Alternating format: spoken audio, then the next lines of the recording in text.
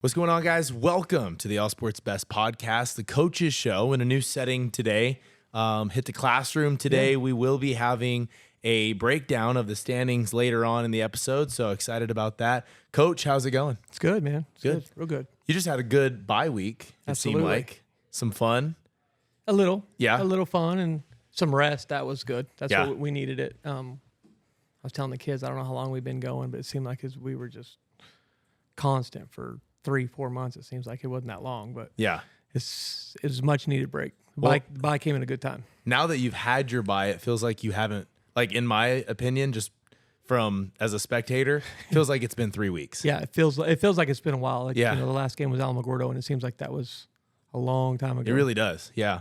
So the big rumor right now is a possibility of a Cavemen forfeit, that if the Cavemen were to forfeit, it would benefit them more in the point system. I've heard it from multiple people, and they came to me and asked me, hey, you would know. And I'm like, I don't. And I can't imagine that would be a thing that would be a great benefit to the players either. But what are you saying about the forfeit rumors? Yeah, I haven't heard much of it.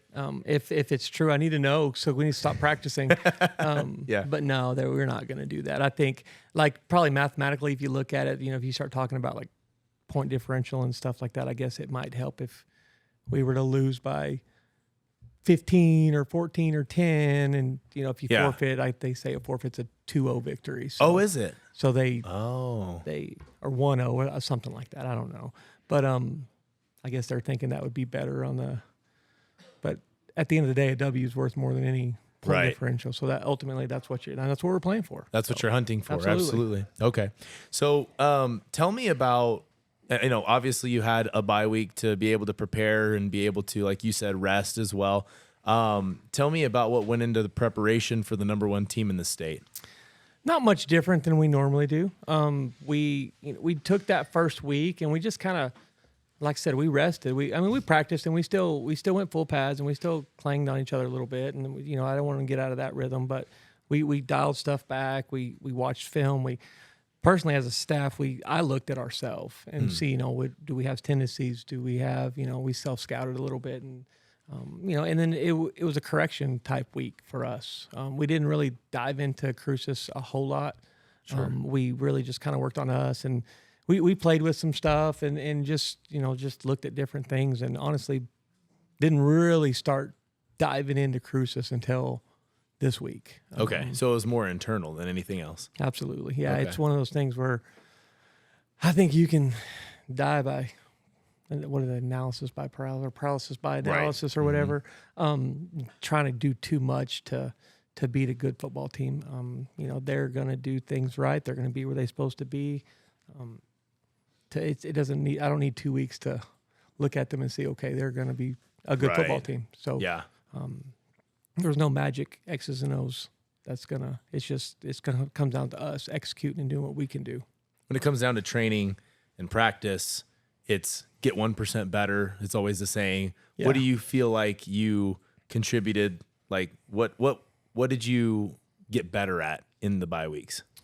I think we got better as a whole when I'm talking about just like the team aspect. Like, Okay. it seemed like They're we had clicking. really good energy all week, even though, a lot of times in bye weeks, you're fighting that of just, Right. we got to do nothing, or the kids aren't really focused. Like, I couldn't say we had a bad practice at all. I didn't feel like we wasted any days. I felt like it was a really good week of just us getting better as a team in all aspects. But the biggest part would probably be like, they're starting to figure it out. And it's a really good time for them to start figuring stuff out, and they starting to play and be excited and be happy for each other. So that's huge when it comes to that team aspect. And we were, that worried me early, so I can start to see some major improvements in that part of the world. So Was there any team fun that happened? No, we just kept it light, like our training and stuff. Like we would do fun stuff. We would do like chase drills, and we would do, cool. like relay races and stuff like that, where we were still training and still going max speed and doing all the stuff that we typically want to do. But we made it a lot of fun. And then, we didn't really go against each other, as far as offense, defense type stuff, but we just had fun with it, honestly. We kept them short and we didn't keep them long. We didn't watch film all night, and we just get out, go rest, relax. Gave them Friday off, and Yeah, that's just cool. recharge the tanks. Yeah. I want to talk about who Cruces is, but before that, I want to back it up a couple of weeks now and talk about Alamogordo, which we defeated on the road after being down at the half. It was quite the comeback, quite a game, and I felt like things were really starting to click in the second half, and it really kind of became explosive. What did you see in that game that you guys took from it and thought, wow, like that was a really good performance in this area? Again, like adversity hit these kids, and they stepped up, and they just keep doing it. And it's not like we're digging huge holes, but enough holes that I think in the past might have burned us. Might have put us in the hole, and we wouldn't have got out of. If it's not refs, it's the score. If it's not travel, it's always something is in the way. Rain and lights going out, all that Centennial stuff. Like something's always going on, and these kids, it just doesn't really affect them. We popped the opening kickoff. We're like on this big high, and then he gets called back. Right. And then you look up, and they put 2 on us really fast. And they were capable of doing that. That quarterback was solid. Actually got us on defense too. So, our kids just kept kind of fighting, and that's kind of all they got after that. They had that first little surge, and then after that, it was kind of we could kind of do what we wanted with them. Yeah. And then we kind of let up a late one there towards the end, but I think we were a couple of touchdowns better than Alamogordo. But yeah, they're a good football team, and I'm proud of our kiddos. They came out and they played. They had, our whole thing was burn the boats and no plan B, and I think you can kind of see that in maybe some of the play calling and some of the situational stuff we did. Yeah. But yeah, we went there to win, and the kids did real well. Proud of them. Sure. You guys beat Alamogordo 30-25 was the final score. Mm-hmm. You clinched a playoff spot. Was there any? I saw that there was a water with ice dump on the field, but any other celebration? No, not really. I mean, to me, it's not 100% clinched either. So you just still never know. Like it's still a committee or whatever the MMA however they do it. And Coach Millar will get you coached up on all that stuff. But I think we've done what we needed to do at least to get in. Now it's just kind of like where are we going to get in? Where are we going to be at? Who we're going to play? What's that look like? And I think these next 2 games are huge when it comes down to that. I know our strength of schedule is going to jump up way, on the max preps ratings because of the 2 teams that we have left, which are very good football teams. And it's how we perform in those 2 games is going to ultimately end up where we're going to get seated. So it really doesn't matter. It does, but it doesn't. As long as you're in, you can't win one if you're not in it. So sure, that's kind of our motto now. We'll worry about who we play when we figure all that out. Who are we looking at in the Bulldogs? You're looking at a team that's been pretty much playing together for 3 or 4 years now. They were real young. I don't know if you remember, all these kids were sophomores, I guess, when they came to this. Suka was here. They came here. Gunner was a freshman, I believe. That kind of group, that core has been playing together for 3, and you can kind of see it. They've progressively gotten better the last 2 or 3 years. They're a solid football team, man. They fly around. It seems like, they always are bringing one more than you can protect. And then they got enough skill guys that are going to man you up, and, they're going to take care of the pass. And they're a fast football team. Offensively, they're physical. They run the ball. I think 22's been there for 7 years. It seems like I've been game planning for that guy for a long time. I'll be glad when he gets gone, but now they'll just have another one. But it's a senior heavy team. I believe so. I mean, when I look at it, they're most of their starters are seniors. They do have some studs that are juniors that'll be back that we have to deal with later. But that group has been around for a while, and they're tested, and they made a good run last year. It's just a good football team. I mean, they're not number 1 in the state for no reason at all. So it's our kids. They don't go without knowing that. So we're gonna have to play our some of our best football we ever played, and that's just to keep it close. But, our guys have always played these guys really good. They've been good for a long time. That feeling you go into a game. I always kind of have that ick feeling when we go to play Artesia. It's just like we're not ready. Our kids aren't. It's just weird. And then we play Centennial, and our kids, like, they don't bat an eye playing Centennial. They don't bat an eye playing Cruces High. So that's always one good thing for us. We have the 2 weeks, and who knows? They got to come here, and it's just Carlsbad. We beat Carlsbad a million times. Maybe we catch them on one of those down days. But either way, it's going to go down. So I'm excited to get on the field. It's been a while. Do you feel like with the last win that we had to make it 5 wins to, put us in a good position, if not clinching, at least close, that it took a lot of pressure off of this team, the staff, the players? Yeah. Absolutely. I think we can go, because in the years past, I was like, well, crap, we got to get one of these last 2. And Cruces has always been really, really good. And so it's like, okay, well, let's focus on Hobbs. We got to really get Hobbs, and Hobbs is always really good too. So, I think we kind of go into it a little clinched up and thinking, okay, well, we have to win. We have to win. And we kind of can go into it a little more free, knowing that they're really good football teams. And they're probably both going to be, I know that Cruces is a projected favorite. And I think Hobbs will probably be the same. So we got nothing to lose. I mean, just go play football and have fun and get better and keep getting better and getting better and getting better. And then ultimately at the end of the day, it's that, that week, whatever, first week of the playoffs, that's all going to matter. So, yeah. Okay. So if, let's put a little, scenario out there. If we were to be able to beat Cruces in a game where, of course, we are not favored against the number 1 team right now, would that put us in a home game in the playoffs? I don't know. Pretty good chance. I mean, it was. I guess it would probably end up determining what Hobbs, how the Hobbs deal comes out. Because I mean, it potentially, if we get one of these and say it's, I don't know, say it's Cruces, and I don't know how that would look, honestly. I mean, it would definitely turn that whole Max Prep coaches poll playoff scenario. Yeah, it would mess it up, for sure. You start getting into the tiebreakers, and we're not. If you're looking at the Centennials and the Hobbs, and even Cruces, if you add them in there, when it starts getting into the criteria points and all that stuff that they go off of, I think a lot of them got us in all those points. So, we'd be on the back end of it. So we would definitely have to win games. So. Okay.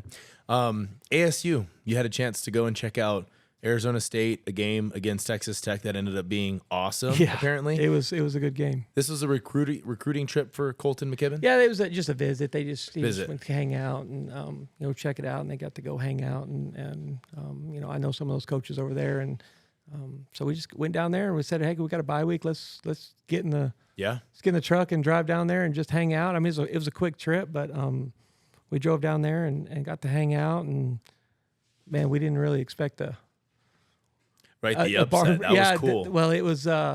It was cool because the atmosphere was awesome. I don't know how many people were there. I think it was like 65, 70,000 people there, and they all ended up on the field. And that was probably, I've never been to a college game that they stormed the field. Really? Okay. Yeah. But yeah, cool.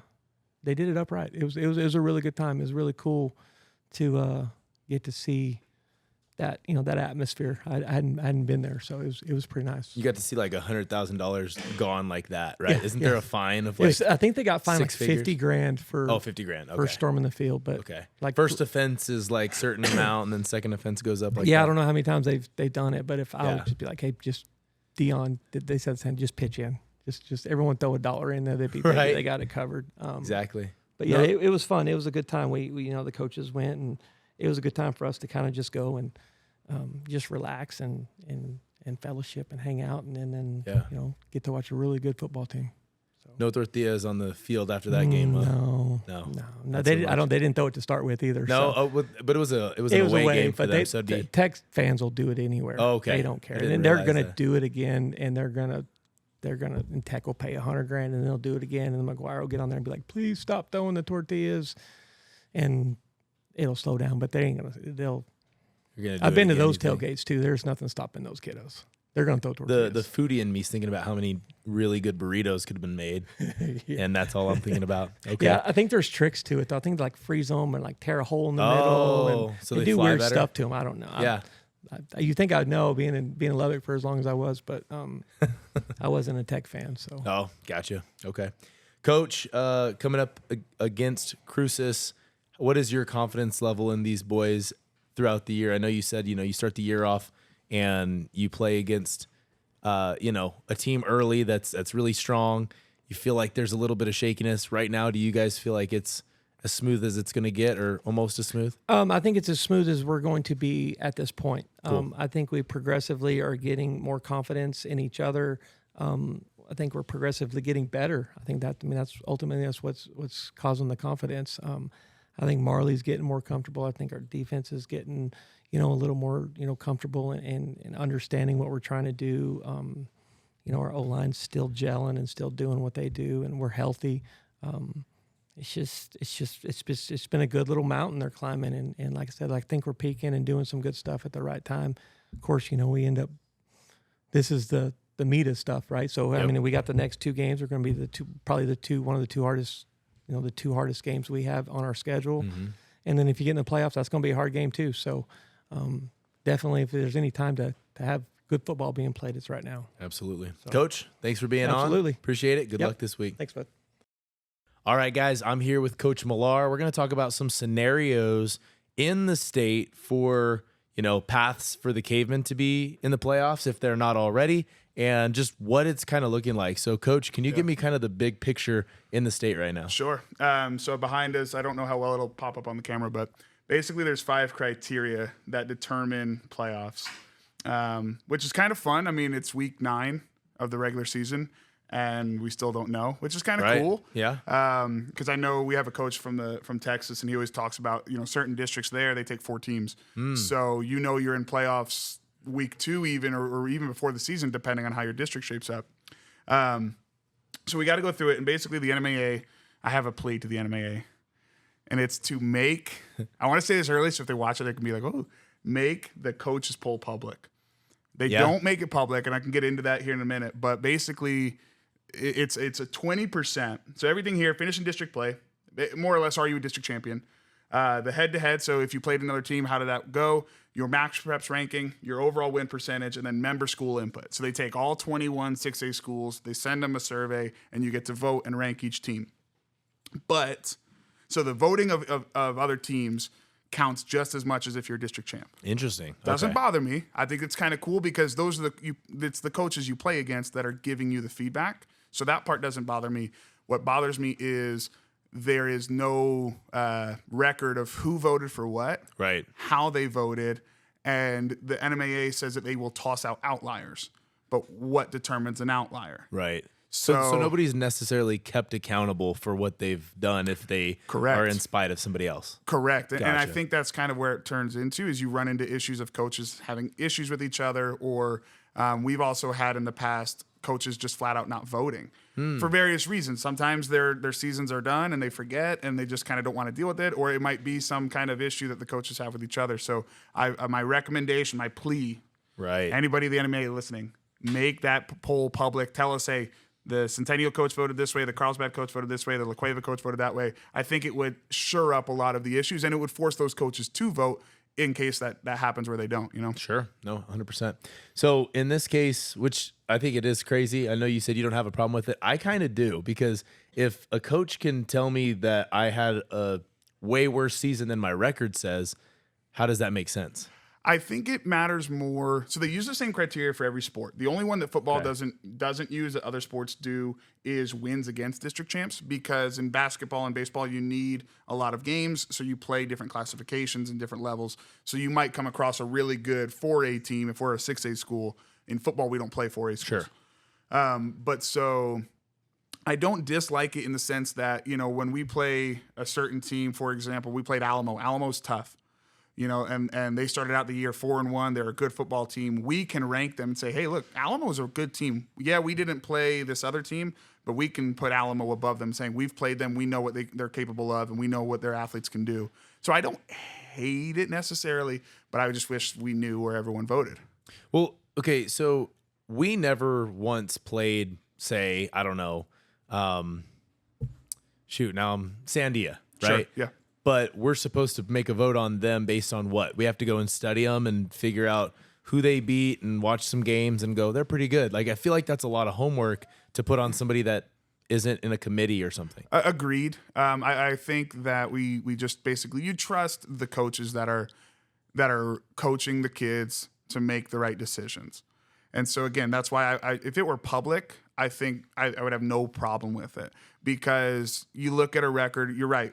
For example, Farmington is not having the best year. They beat us in the playoffs a couple years ago. They're typically a really good program. They're having a down year. They're 1-8. But someone could go in and say, man, we played them week 3 and they were really tough. And so therefore they deserve to be higher in the rankings. They're better than Carlsbad. They beat them a couple years ago. So you got to trust the coaches in order to do that. So yeah, it's tough. It is tough, especially, Farmington plays in a district that's incredibly tough. Yeah. So how do you compare Farmington, who's having a down year, to Cleveland, who's played in every state championship game since 2016?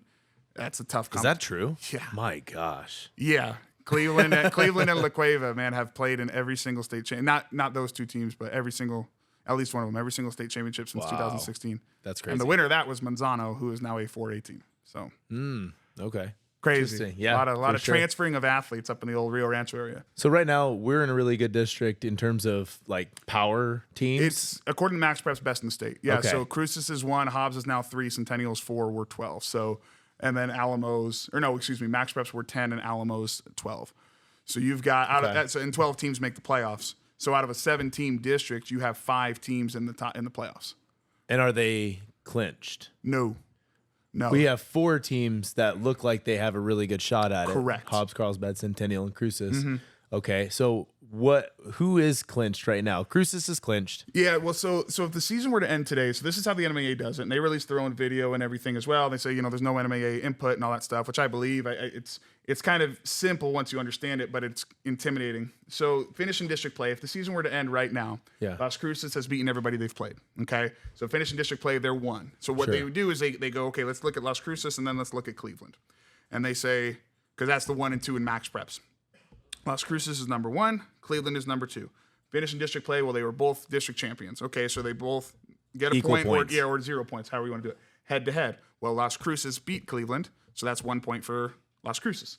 Overall win percentage, Cruces would be right now 8-0.